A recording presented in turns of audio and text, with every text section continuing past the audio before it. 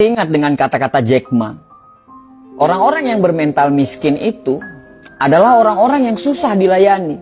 Diberi sebuah peluang dengan gratis, mereka pikir itu jebakan. Ditawarkan investasi kecil, katanya hasilnya tidak besar.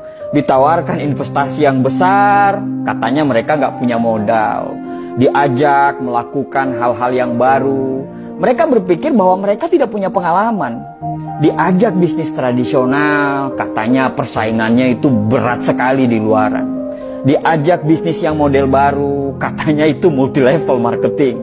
Diajak buka toko, katanya ngeluh nggak bebas. Diajak bisnis apa aja, mereka bilang mereka nggak punya keahlian. Jadi orang-orang bermental miskin ini selalu berpikir lebih banyak daripada profesor, tapi bertindak lebih sedikit dari orang buta. Dan coba Anda tanyakan kepada mereka, apa yang sudah mereka lakukan terhadap hidup mereka? Niscaya mereka akan susah untuk menjawab apa yang Anda tanyakan. Padahal hidup itu berjalan terus. Dan tanpa mereka sadari, mereka itu lagi menyia-nyiakan hidup yang hanya sementara di dunia ini. Apa yang terjadi dengan kita sekarang?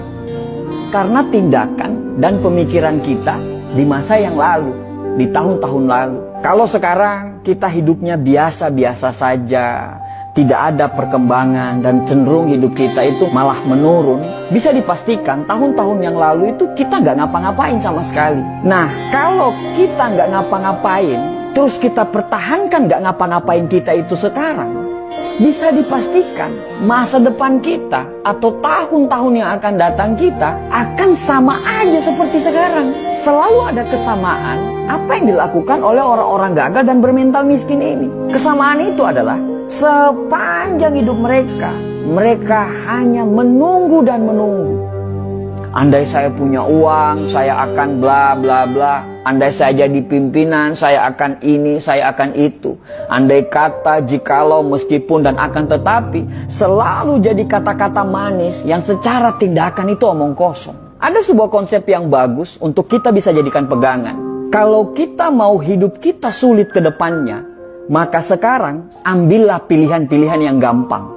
Nonton Netflix berseri-seri, scroll TikTok berjam-jam, nongkrong dengan teman-teman, bangun kapanpun kita mau, dan lakukan apapun yang kamu suka. Itu adalah tindakan yang sangat gampang. Tapi konsekuensinya adalah masa depan yang sulit. Atau kita mau mengambil pilihan yang kedua, yaitu kalau mau kehidupan ke depan kita gampang, maka sekarang kamu harus mengambil pilihan-pilihan yang sulit. Bikin rencana hidup, disiplin terhadap waktu, belajar hal-hal yang baru tanpa melupakan untuk mempertajam ilmu-ilmu yang lama, berteman dengan orang-orang yang mau diajak bertumbuh. Dan itu semua adalah pilihan-pilihan yang sulit. Tapi dengan pilihan-pilihan tersebut, insya Allah hidup ke depan kita itu akan jadi gampang. Merasa berdosalah ketika kamu melakukan hal-hal yang tidak bermanfaat. Hindarilah hal-hal yang tidak bermanfaat. Makan makanan yang sehat, tidur yang teratur. Ya susah memang, tapi insya Allah hal-hal yang sulit yang kamu jalani itu akan membuat hidupmu gampang ke depannya. Dan gampang di masa-masa yang akan datang. Setiap tindakan selalu siaplah dengan konsekuensinya. Mau gampang sekarang, sulit ke depannya, atau mau sulit sekarang, gampang ke depannya. Itu semua pilihan hidup. Dan dari semua pilihan itu tidak ada yang salah. Tapi bersiaplah dengan konsekuensinya. Susah memang dibedakan mana orang yang serius mau berubah dan orang yang cuman ngomongnya doang yang besar. Kamu tahu kalau hidupmu masih serba kekurangan, tapi kamu malah tidak mau kerja keras. Kamu tahu kalau sukses itu butuh perjuangan dan kegagalan, tapi kerjamu hanya mengeluh dan banyak protes.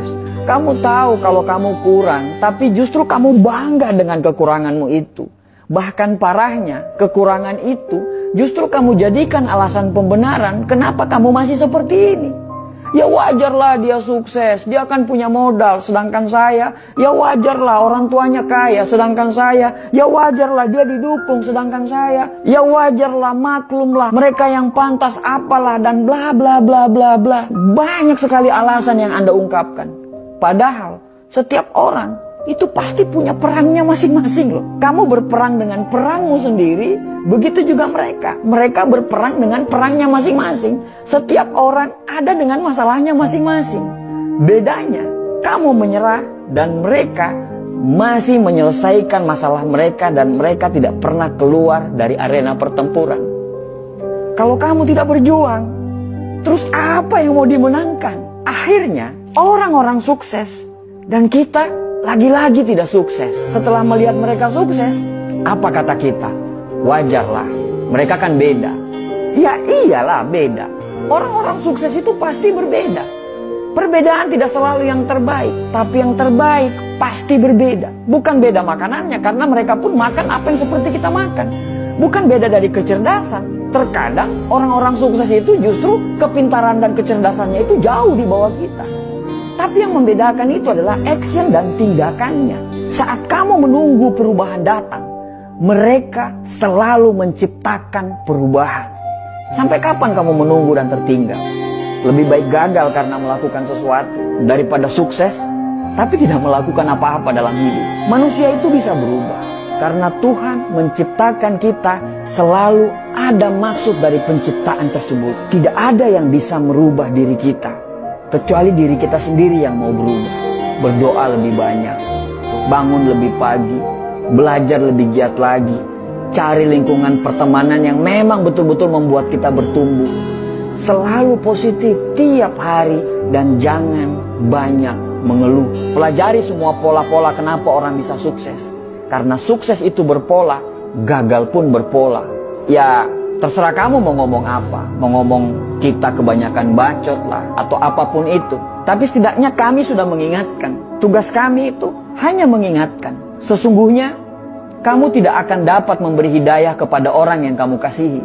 Tapi Allah memberi hidayah kepada orang yang dikehendaki. Orang positif selalu saling mendoakan. Orang negatif akan saling menjatuhkan. Orang sukses itu paham proses. Sedangkan orang gagal pasti banyak protes. Semoga kita dan keturunan kita bisa sukses dan bisa memberikan sumbangsi untuk negara ini. Dan semoga